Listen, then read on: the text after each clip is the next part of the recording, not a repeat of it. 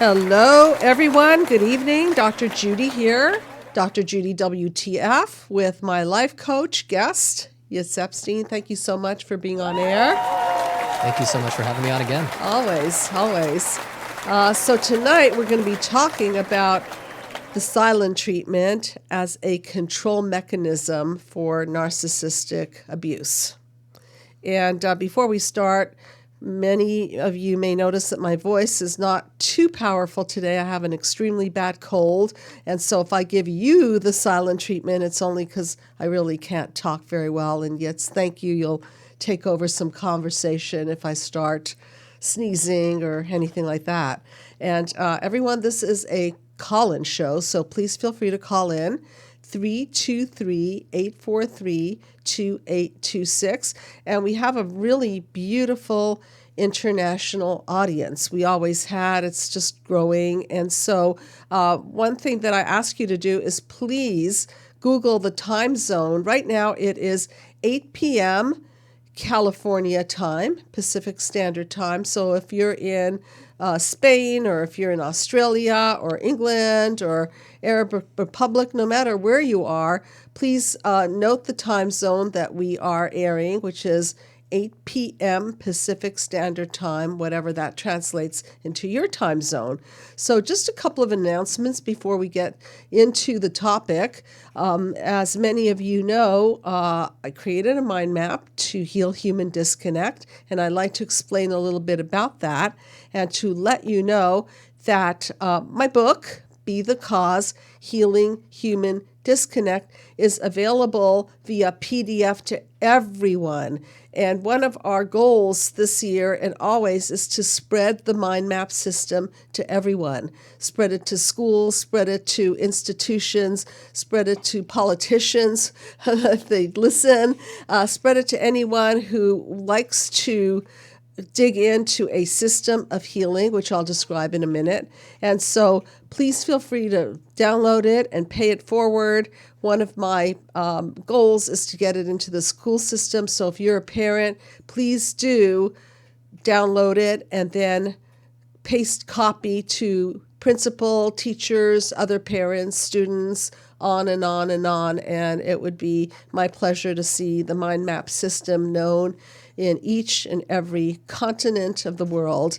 And one of the things that Yitz and I have been talking about is traveling. And so if there's a large need for mind map therapy in any country, and if anyone wants to put together a large group, we will go and we will deliver the mind map system. So just to get into what is the mind map system, for those of you who are listening for the first time or are not familiar with the mind map, it is a system of healing childhood wounds, how we react to them, how we encode them, and how they deteriorate our psyche and end us up in chaos, defenses, and breakdowns. Going back to the inception of the wound, there are 5 childhood wounds that I refer to. They are physical abuse, obviously, verbal, emotional abuse, obviously, sexual abuse, obviously, not so obvious, neglect, and smothering. And each culture picks up different patterns of wounding their multi-generational population. So part of what we do at the Psychological Healing Center is we take into account cultural wounds so that you can put them in a better context. And as I like to say, just because something's culturally correct, it doesn't mean that it's mentally healthy. Another couple of announcements. Yitz is offering a webinar, one live in Sherman Oaks every Sunday from 7 to 8:30 p.m. So if you'd like to attend that, please do. The admission is very reasonable. It's about $10. And also, if you want to do webinar because you're not in state or in the country, then people are starting to rapidly sign up for the webinar. Mm-hmm. And I think you've got quite a handful of people already. And when is it beginning? This coming Sunday at 3 p.m. Pacific. I'm excited. Yeah, very excited. Please join us. Yes, please join Yitz. And if you have any questions, you can always contact us at the Psychological Healing Center. And the group is focusing on narcissistic abuse recovery. Yeah. Yeah, there's a very big need for it, and reach out if you're struggling. There's no reason to be alone on this journey. A lot of people are suffering. Yes. I'm finding so far in the meetup groups in Sherman Oaks that as people meet together, we heal each other, and it's very, very effective. So if you're not local, please take advantage of the webinar. And group is one way to be enlightened witnesses to each other, because when we see each other's pain, when we stand witness to what happened, when we can tell our story, we heal through that.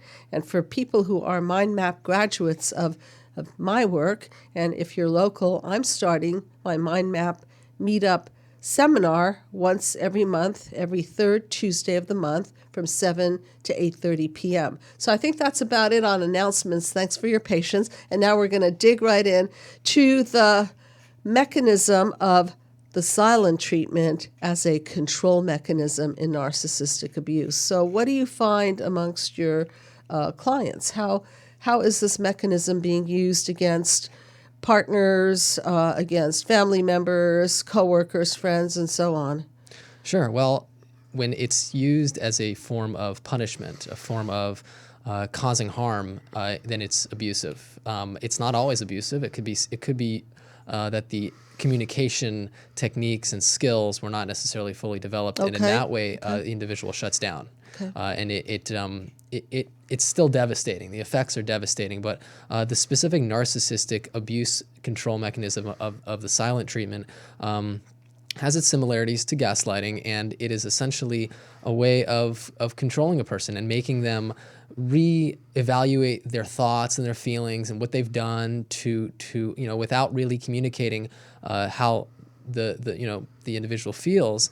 It traps victims in their own minds, which is really devastating, and it creates a sense of shame. I don't know what my partner needs. I can't fulfill their needs. I feel badly about it. And I don't know what it is. And he's not. It's not being communicated. Exactly. Right. Exactly. And it usually comes with a kind of a dance. In other words, one partner may be nagging and have inappropriate boundaries with the other, and the other partner might retreat and shut down as a form of punishment. So, what is the antidote to all of this? It's communication. And one of the ways to communicate is through the peaceful healing dialogue, which is a dialogue that I created, which is in my book. So if you download the book, you can see the peaceful healing dialogue. So it need not be that way. For example, if you don't want to talk to a person, you have every right to not want to talk at that time. It's just common courtesy to let that person know that right now is not a good time to talk. Maybe we could revisit the issue later. So it's not that feeling of pushing the person away. It's not that feeling of emotionally abandoning the person. It's a conversation that on some level is including the person by letting them know your status and that you'll be back to circle around to complete the conversation with them. Sure. And it's normal to have relationship disconnects. There's going to be times there's miscommunications, there's hurts, there's triggers, there's wounds. But what makes relationships work is not that there's chaos, is that that you communicate and realize that you continue that connection and the bridge to make sure there's not a total disconnect. That's right. It's the specific narcissistic abuse is there's a certain lack of empathy. Absolutely. And lack of empathy, and obviously the inability to see things from other people's perspective. Which is a lack of empathy. Exactly. And, and when you are unable to see the effects of your own actions, or you don't really even care to entertain the other person's point of view, then by you shutting down, you are essentially going to say, well, I don't feel like communicating. But the brain knows better. So Correct. Here's an article by Karen Young, and it is titled "The Surprising Truth About the Silent Treatment."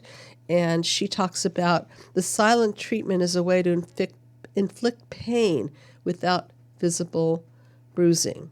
Research has shown that the act of ignoring or excluding activates the same area of the brain that is activated by physical pain.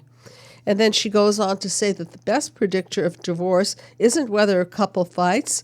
Arguments are not a predictor of divorce necessarily. It's how couples fight.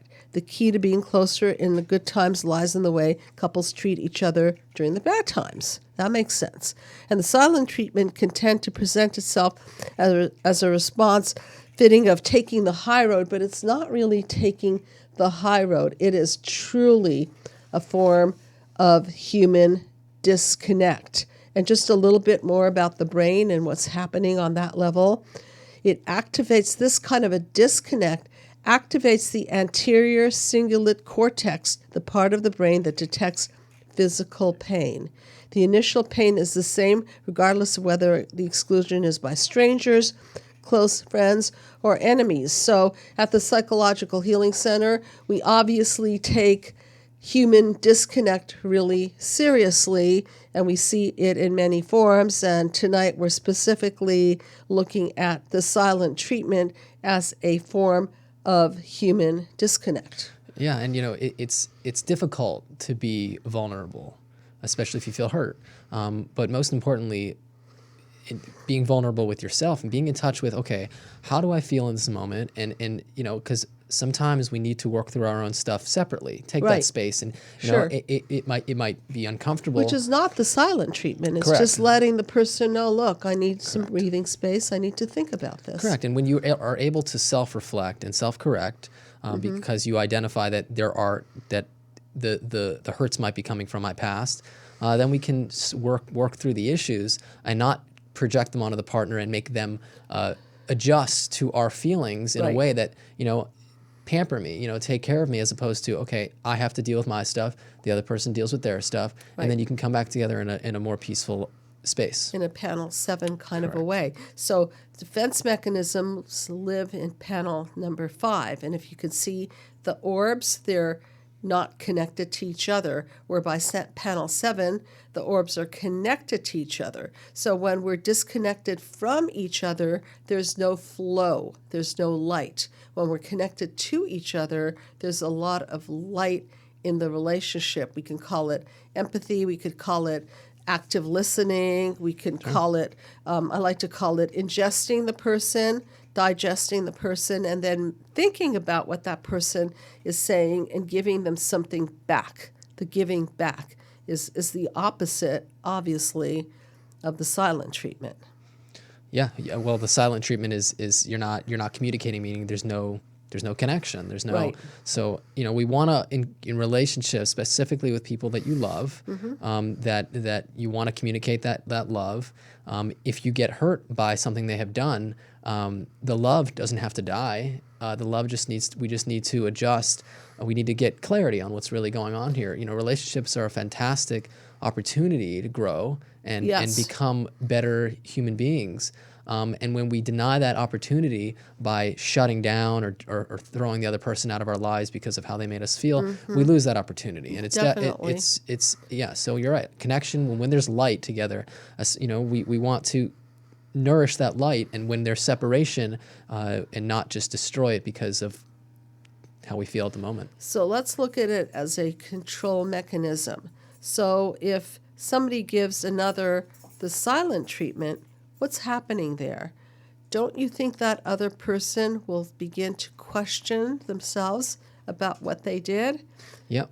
And that's the similarities with gaslighting. What you're doing is you're forcing the individual to study the situation and study your reactions and study how you feel and maybe walk on eggshells to figure out. And you're forcing them into to essentially figure out what's going on. In the same way gaslighting is, you're kind of feeding them false information, and they're lost, they're confused. Right. So it's a very effective way to drive somebody crazy, to drive somebody absolutely insane in their mind. And it's I've heard it referred to as killing somebody without leaving a trace. And I love that.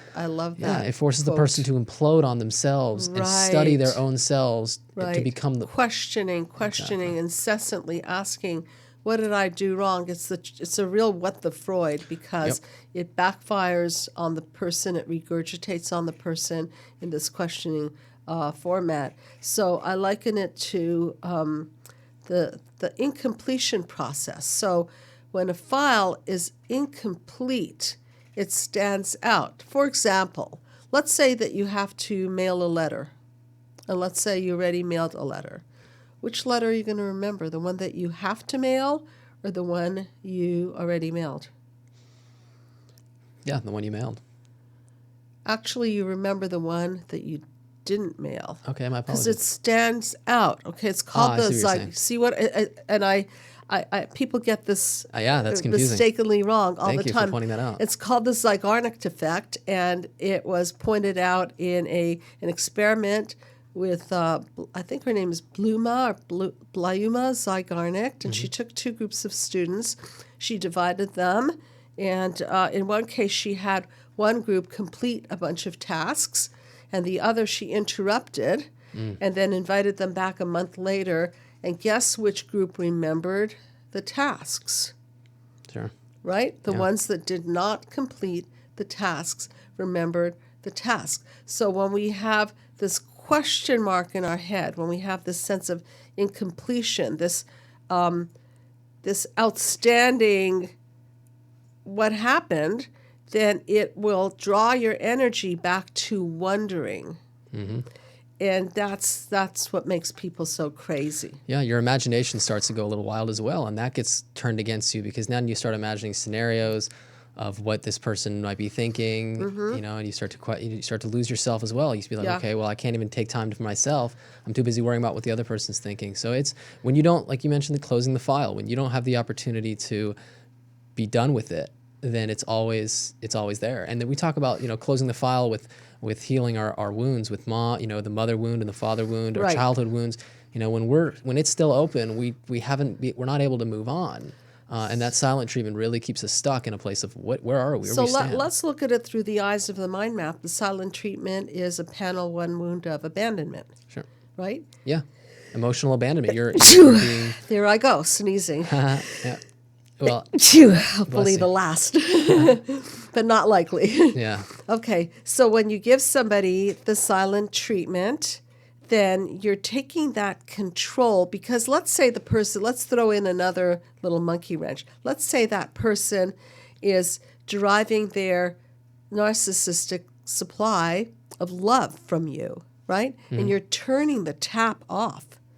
And you're that person's husband or wife or son or daughter or mother or father. So starting with panel 1, childhood wounds, it's a way of emotionally abandoning the child and Absolutely. keeping that child in a state of, what did I do wrong? So what happens? Reaction to the wound. What happens is they're left in a kind of a no man's land, questioning themselves, and then they record the negative core belief of this treatment into something like, what do you think a negative core belief would be out of silent treatment? Well, first of all, that I'm not worthy of being entertained. I don't actually have any value as a human being. Right. It's very devastating, specifically for a child, because when you're looking up to mom, you are, well, first of all, if there's a safe environment, a space to be yourself as a child, it creates a secure attachment. And when you don't feel like you can get feedback, mirroring, and attunement from mom that's and dad, brutal. the silent treatment is devastating, because what Right. it does is it forces the child to come up with an idea of what the parent might be thinking, Yes. and then live up to an expectation that doesn't Yes. even really exist. So it's catastrophic for a child to experience this, and it's a very underrated and overlooked form of abuse that's very difficult to detect, and it leaves victims totally in no man's land. And this is a call-in show, everybody, so please feel free to call in and relate stories about silent treatment and how that's impacted your life, whether it be at work or in a relationship or with your parents. And that number again is 323-843-2826. So I'm thinking about Eskimos right now. I'm thinking about when Eskimos want to eliminate a member from their society. Let's say the person's grown old. What do? They cut them off. I have to do more research on them. On this, if anybody has some information about this, please do call in. But one way of letting a person go from the society is emotional cutoff. Very painful. They die an emotional death, and pretty soon they die a physical death. So again, the mind and the body are interconnected. And so when we are connected to that emotional cutoff and that pain in the brain and the pain of abandonment, then signals are going off, interpretations are being made, assumptions are being made about the self, and then we start imploding upon ourselves. Correct, and the child who gets the silent treatment from their family of origin enters into relationships without really knowing where they stand in relationships. This is the blueprint. So what ends up happening is that any form of silence triggers all that silent treatment. Yeah. And unfortunately, what happens is that that perpetuates the continuous intergenerational disconnects between partners, and it's very easy to say just communicate, but it's a wound we're dealing with. We're not just dealing with a relationship pattern. Also pattern in that people will copy that pattern. So let's say your mother or your father raised you with the silent treatment. You might pick a partner in the true WTF with the Freud style and reenact that silent treatment and draw back that pain. But again, the herder cannot be the healer, right? Yep. So if you repeat the pain with somebody who has no relationship skills and no intentions of showing empathy, then you're just going to spin cycle through the pain. Nothing will get closure. And again, that mind-body connection to the pain will be exacerbated.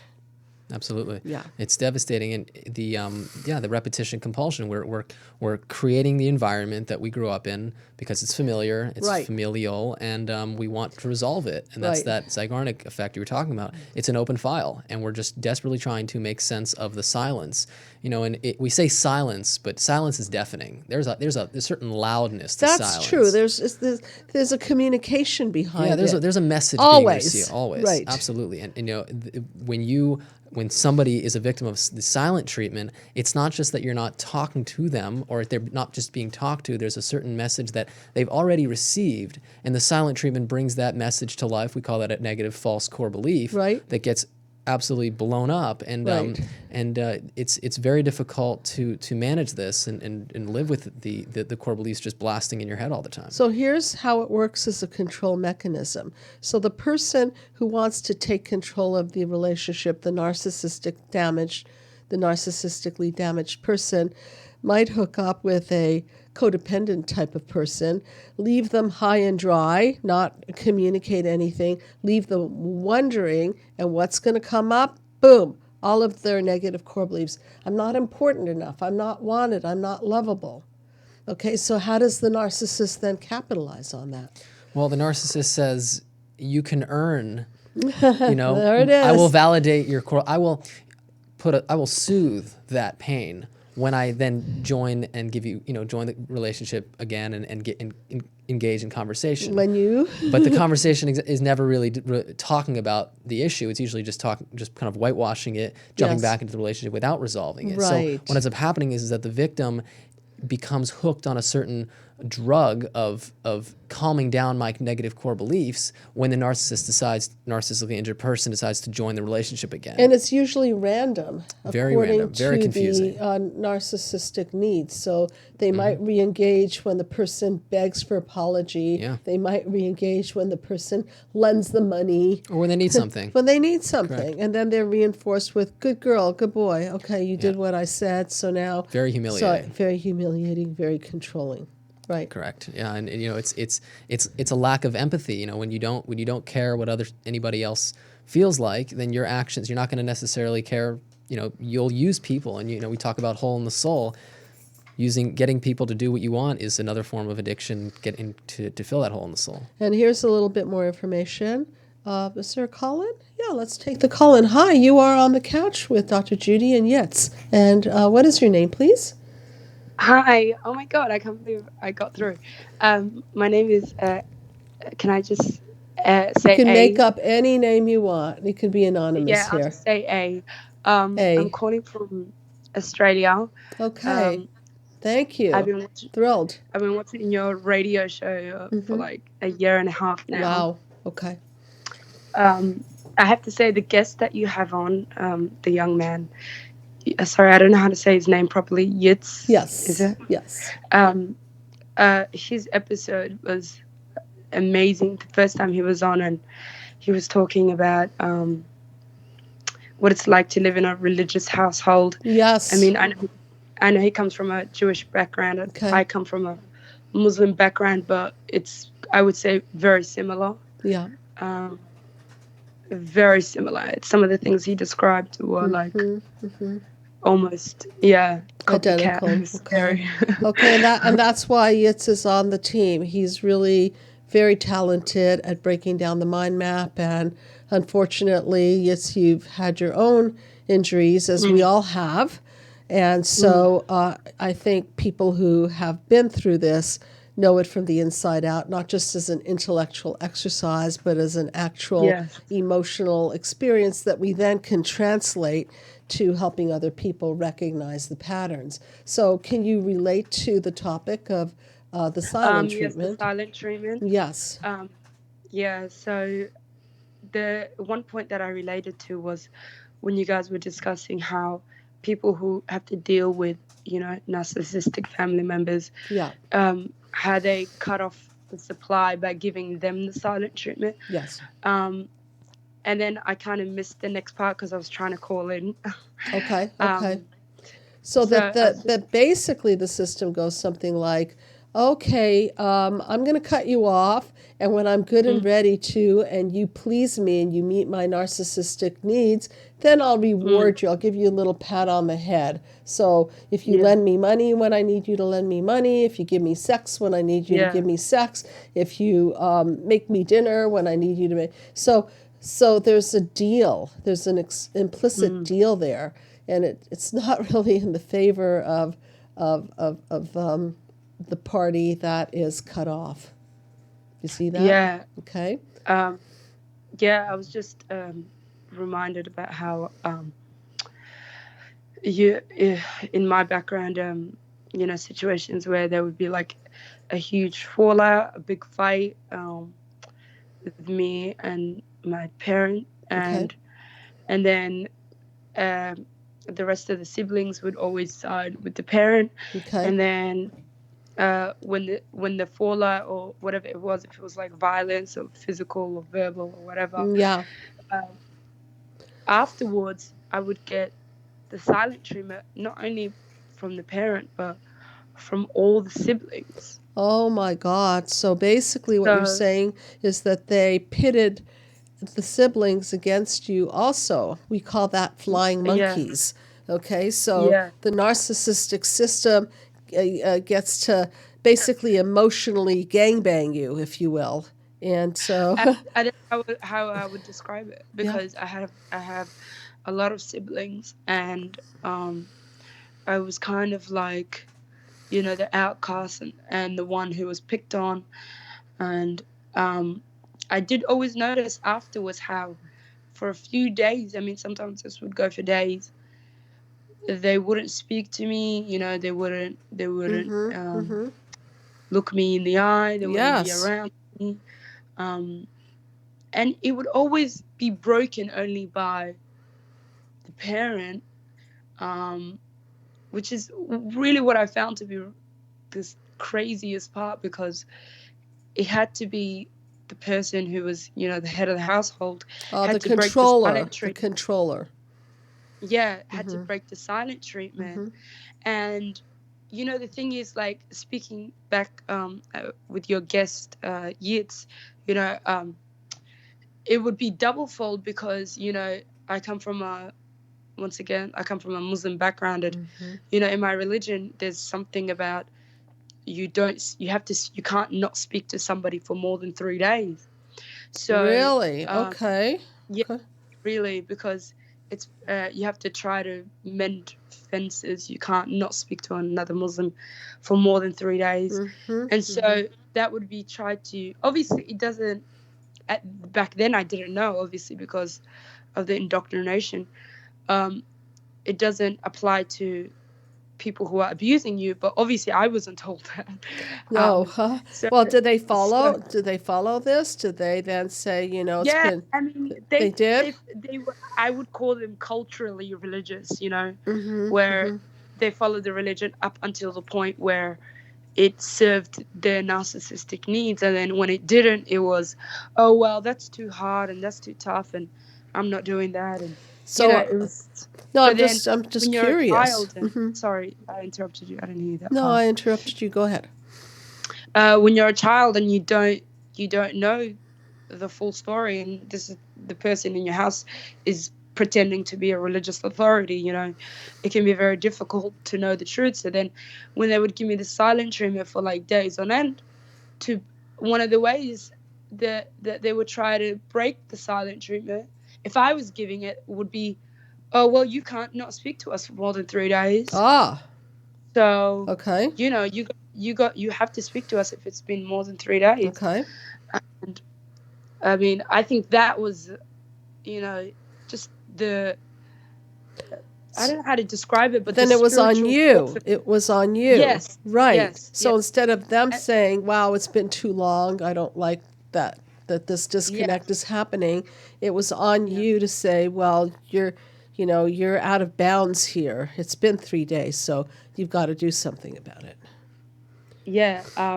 So it's I mean, it was I would describe it as, I think Yitz described his treatment as spiritual warfare, and I would describe it as spiritual warfare. Okay. I mean, everything is used against you. Yes. And when you try to stop, then that extra compound, I don't know, it was. And when you're like, I'm a very spiritual person, and when that is also used, it can be very, I don't know how to describe like it. questioning yourself. Yourself.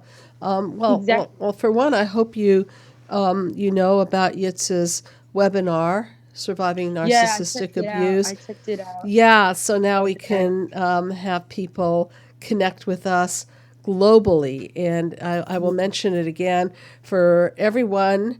You can download a copy of Be the Cause Healing Human Disconnect, and please disseminate it. Please copy paste to everyone that you know, everyone that you think that might read it and might appreciate it. I showed one of your videos to my class, actually, because wow. I'm a teacher. Oh, and wow. When I first started watching it, I work within my community, and I was trying to teach my students about how, we have a lot of, I mean, I guess it's worldwide, but a lot of narcissistic abuse in our community. And one of the things that the parents would do, they'd be like, oh, well, parents are allowed to do this in Islam. They're allowed to treat you like this.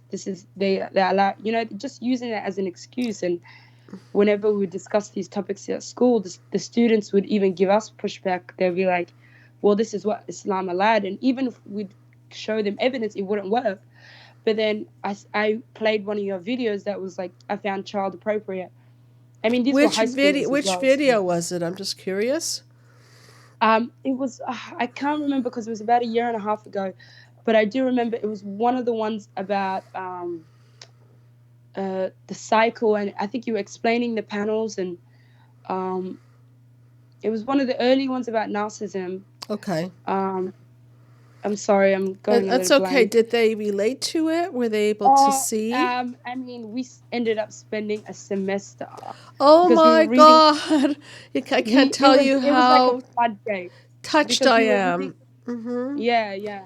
We were reading a book called Chinese Cinderella, which is a book about this Chinese girl who's like badly abused, and it's part of the Australian curriculum. And as part of that, I wanted the kids to like give them another point of view of how to deal with this stuff. Okay. And it just kind of opened up the floodgates. I mean, you can't underestimate the effects. I mean, students were writing about how they felt. They were using it in their stories. They were using it in their essays. Unbelievable. Well, you're helping my dream come true, and thank you, because I've always wanted. I did hear about how you wanted to do the course in schools, and I'm like, you should do it in Australia, because I want to. In Australia, there's a component of emotional intelligence that they teach at schools as part of the national curriculum. Now imagine if children, I'll keep on the theme of the silent treatment. Imagine if children were psychoeducated to understand that the silent treatment is not okay, that it's a form of emotional abuse, and that imagine if teachers all over the world were psychoeducating them into what they made it to mean. So little Johnny would say, well, it makes me feel like I'm not important. And maybe little Mary would say, well, it makes me feel like I'm unlovable. And maybe another child would say, well, it makes me feel like who I am is meaningless to the world. Okay, and so if teachers can help children identify the core beliefs that are triggered in them and then throw it back to cause and deconstruct it, they don't have to wear it in their psychological system. So really appreciate that. Thank you very, very much. And do join Yitz's webinar. Sure. And I have already, and yay! Thank you. I will continue. Could I just say one last point? Please, before, please. Speaking about the silent treatment in schools, one of the things that I noticed was when it comes to bullying, if one of the kids is being targeted for bullying, what will happen is, even if the other kids aren't bullying that kid, they will give that kid the silent treatment and just kind of, like a group silent treatment almost. Oh my goodness. Devastating. Right. It's like a group isolation. I want to make a very quick point. I agree, and I want to make a very quick point.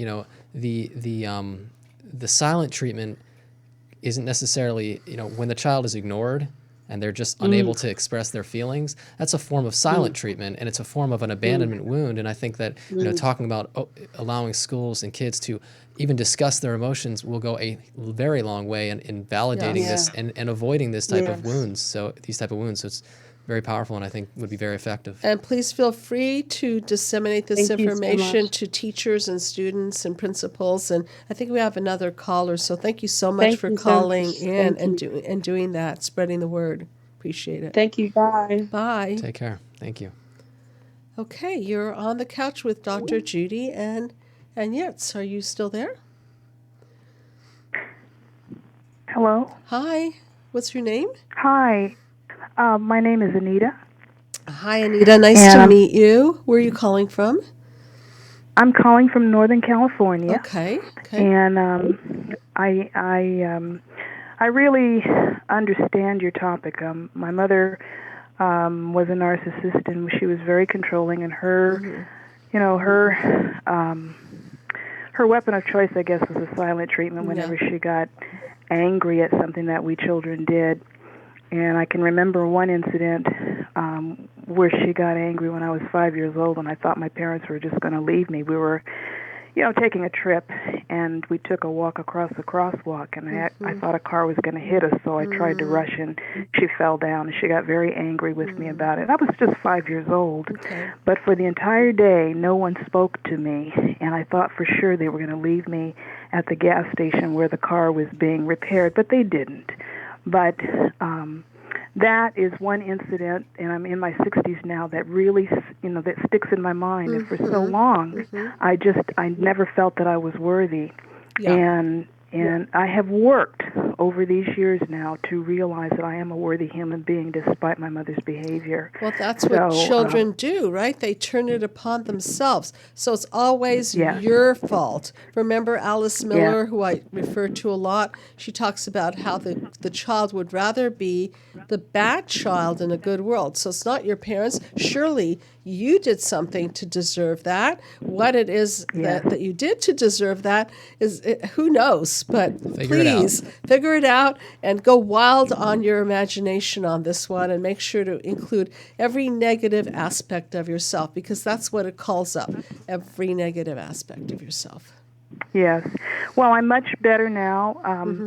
I've gotten some help, and my mother is no longer living, but she was envious of me. I was very successful in my career, and I think that was something she was envious of. Okay. And but the thing that's been helpful is for me to understand what the dysfunction was in the family. That was so helpful. And I just want to thank you for everything that you do. You're so welcome. And you have a copy of the book? Do you have a copy or a PDF copy of it? Yes, I do. Okay, great. And again, feel free to spread that to everybody that you know. And that's Yeah. one of our goals. We want to introduce the system to the world so that people stop having this cracked lens of perception way of looking at themselves and the world. And they can finally understand that all of their symptoms are not because they're crazy, but because they've been multi-generationally made crazy. And so we can keep connecting the dots back and back and back and start clearing the space for a next generation who can psychologically see straight, so to speak. I was wondering too if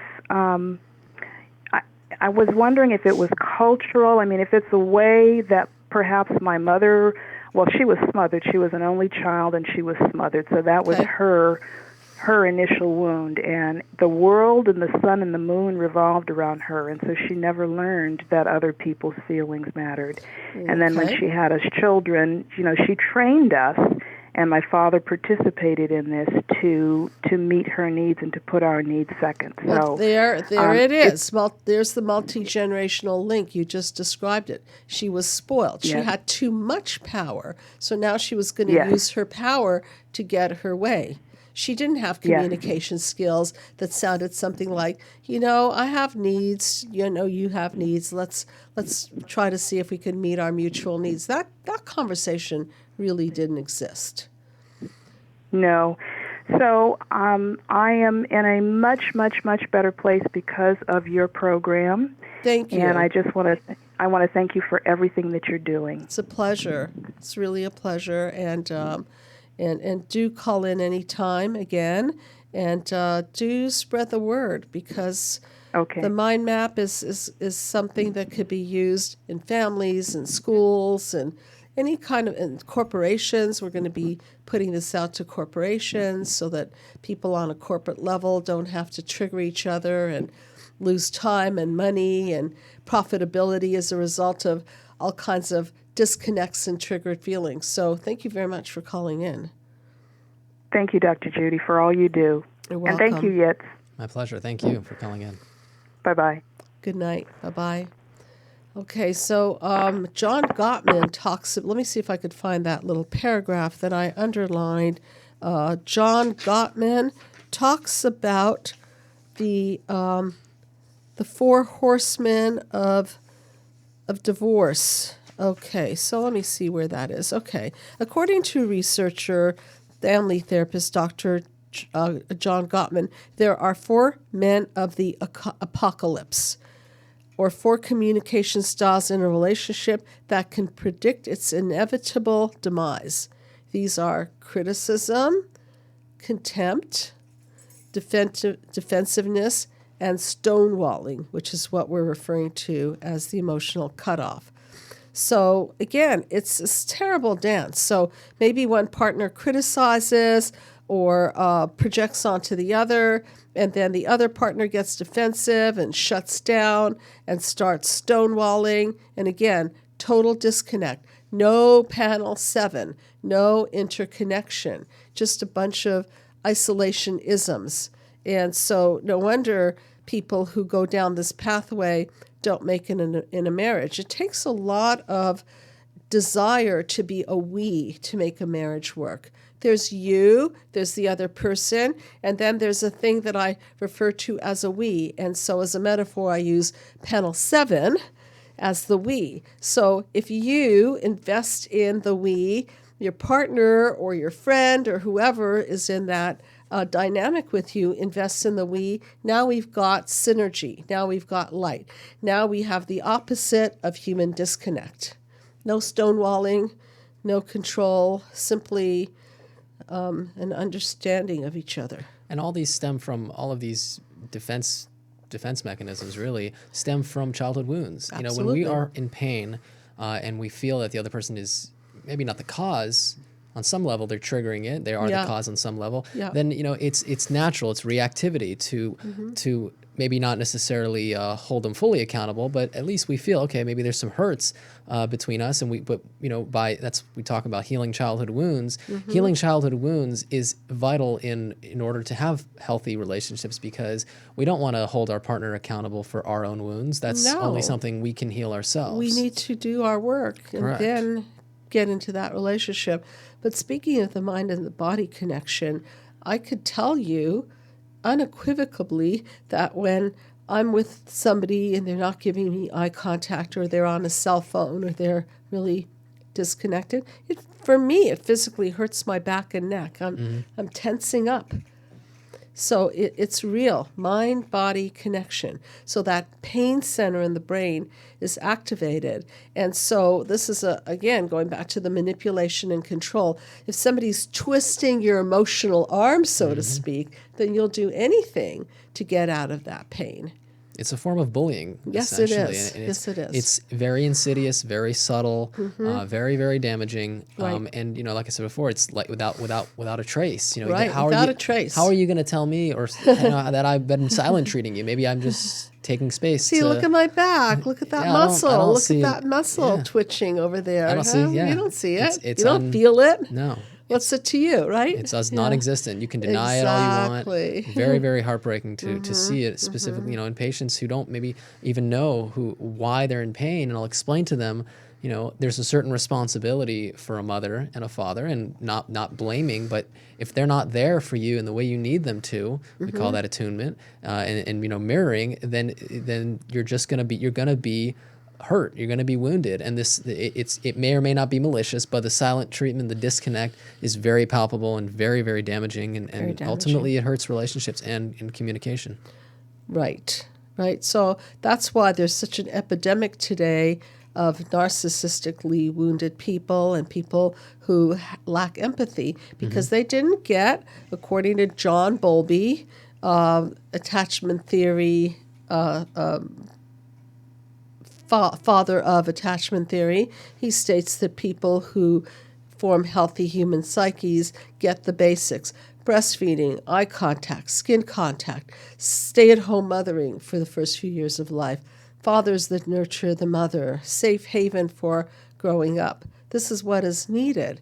And so when people are disconnected from, then obviously their brain isn't going to develop properly, because they're busy licking their emotional wounds. So they can't play, they can't experience joy, they can't concentrate and create. So then we call it ADD, ADHD, and we think that there's slap something a disorder wrong. On it. Yes, slap a label on it. Ultimately, I haven't seen a gene for it. I'm open. No. I'm not saying there isn't, but I just haven't read about it. And so in my way of thinking, because I'm a systems thinker, when we are disconnected from, it messes with our brain. We can't think straight. We're too busy fighting off symptoms. Yeah, exactly. We're too busy fighting off our core beliefs. There's no calm. There's no peace. No. It's total chaos. Right. And many times victims of this type of use turn on themselves. So they blame themselves for the very chaos that they don't even know where it's coming from. It's a very self-destructive, experience for whoever's gone through it. Because when we talk about childhood wounds, we often think very literally, oh, mommy spanked the child, or mommy did something, or daddy did something. It's more, but this is more of an act of omission. Absolutely. What they didn't do. So there is what was done for us, and then there is what wasn't done for us. Do we have another caller? Okay, we'll have room for one more caller. So, hi, you are on the couch with Dr. Judy and Yitz. And what is your name, please? Hello? Laura Park. Laura? Yes. Hi, Laura. Thank you for calling in. And where are you calling from? I'm calling from New York. Okay, thank you for joining us. And how do you relate to this topic? I have been studying CPTSD and narcissistic abuse for about 2 years now. Okay. I was in therapy for like 21 years, and Jeez. I suffered from addiction and suicide attempts and all kinds of crazy stuff. Okay. And I was always meant to feel that I was the one who was like sick, and I was on every medication under creation, and nothing got better. I actually did a geographic, and when I came back, everything just kind of clicked and sort of made sense that I was like the family scapegoat. Okay. And I started to reach out to domestic violence services. And that's where I'm kind of interested in wondering if you ever went into like domestic violence services or even alcohol treatment. Yeah, I mean, obviously I treat populations. This sounds strange, but I think there's an absolute link. I think that Alcoholics Anonymous works for a narcissist, but it absolutely destroys a codependent, because I was in there for like 10 years. Okay. That's an interesting statement. I want to think about that. It works for a narcissist, but not for a codependent. So let me think about that. Right. Maybe you actually, can elaborate. It's Anonymous. There's no Narcissist Anonymous because nobody would show up. They wouldn't own their own stuff, would they now, right? Not really likely. No, I have to thank you profusely. You were one of the first people that I found, and finally it clicked. Well, you're so welcome, and I'm so glad that I have the system that helps people connect the dots. And so I'll just add something about the silent treatment. When we're using alcohol or drugs, we're the silenced treatment, okay? When we're being fed medication as opposed to empathy and communication, it's another form. We're being silenced. Shut 100%. Up, don't talk about it, don't bring up childhood wounds. Don't put it on mom. Don't put it on dad. And if any of you know my system, it's not a blaming, shaming, throwing mom and dad under the bus system. It's really a causal system in that we take a look and see the multi-generational system gone wrong. So it allows people actually, after finding out about you, I actually went into like scripture and stuff. Wow. It took me there because I mean, I can't even begin to explain the levels of abuse. I mean, I was abused in every possible way and then actually blamed for my reaction to the abuse. So I was like dire. So now you can step back and say, something's wrong here, and then you can say, wow, I sure misinterpreted the treatment to mean that I'm not good enough and that I'm not lovable and that I'm not important and so on and so forth. And that's the part that has to be dismantled, you see. So and it is really like an onion. Like you just keep going and there's more and more and more layers of it that you sort of have to unravel and almost like reinvent your real self. Totally. Because you become like a projection of what somebody else made you out to be. You're not even, and they're not even what they're saying they are. Boy, God. Oh my God, you really get it, okay? It's this really house of cards, this kind of a mental charades, if you will.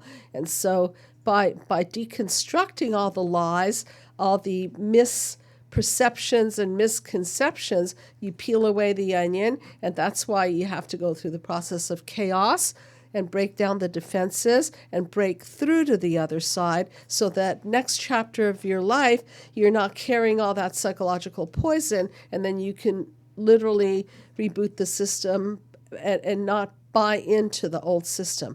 Recreation of a new system. That's where I linked it to the Bible and like generational curses and the spirit of rejection that's spoken of in the Old Testament that we don't hear too much about these days. But I don't want to go off into that. That's not your field. But I just plugged in a little while ago and I heard you thinking about bringing it into like a corporate setting. I want to. You should bring it into the addiction setting. Yeah, and if any of you, bring it into the domestic violence my setting. Pleasure. And everybody can have a free copy of my book. So if there are women or men out there who have been abused and are in domestic violence situations, download a copy of my book. If you're in a corporate setting and your boss is triggering your mommy issues or your daddy issues, well then call in the Psychological Healing Center and we can help you straighten out the corporate dynamics so that you're not wasting all this corporate money tearing each other down, that you're really finding a way to keep, to create synergy within the corporation. Okay? So, yes. And then I ended up actually getting bullied at work, too, because I got involved with a narcissist, and I spent 7 years in family and criminal court to get him away from me. Oh, my God. Okay, so now you're going to be sharper. Really bad, because I was groomed and trained as a child to really just be dehumanized and depersonalized, and I just took whatever they threw at me until I was like, wait a minute, this is too much.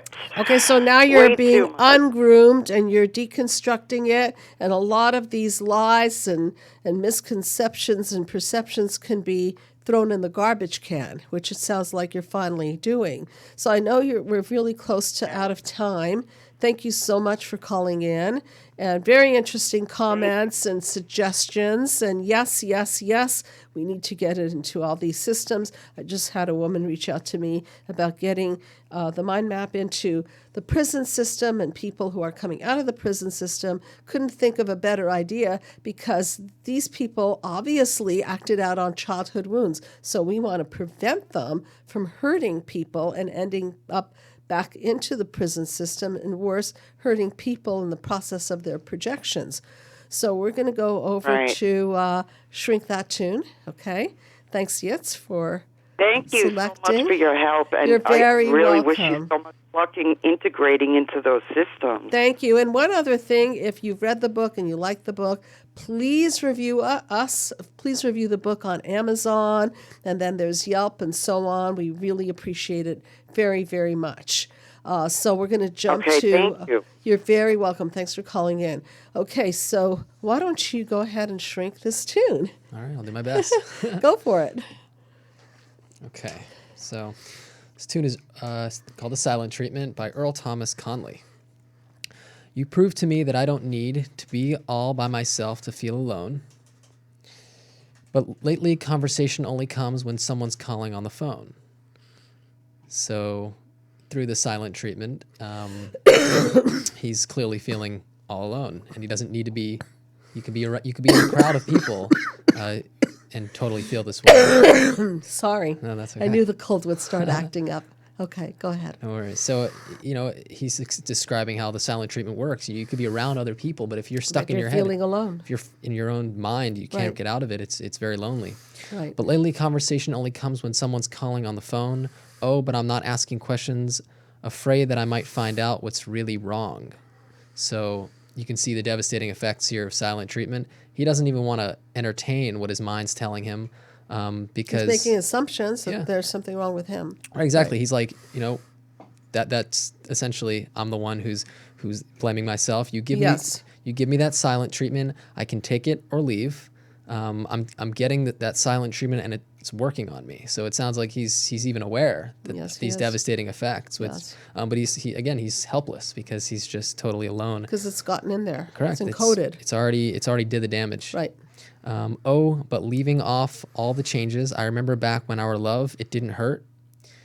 Like when I wake up close behind you and you just lay there begging me, stay home from work. So it sounds like he's thinking back about when... The love bombing stage. Yeah, exactly, when love was good and all of a sudden love is hurting. And love should not be painful. Love should be the opposite of that. So now you don't like to talk about it, but lately we've been missing more than words.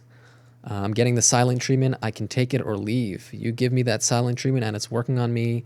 On me. You got it working on me. So just totally helpless. Okay, we are out of time. And thank you very, very much for being a guest again. My pleasure. On the Thank you for show, having and all me. the great work that you're doing at the Psychological Healing Center. Thank you so much, appreciated Doctor. by many people. To you as well. Yeah, thank you for your work that you do. Thank you. Okay, so if you have any other questions, feel free to contact us. Okay, we'll see you next week. Good night, everybody.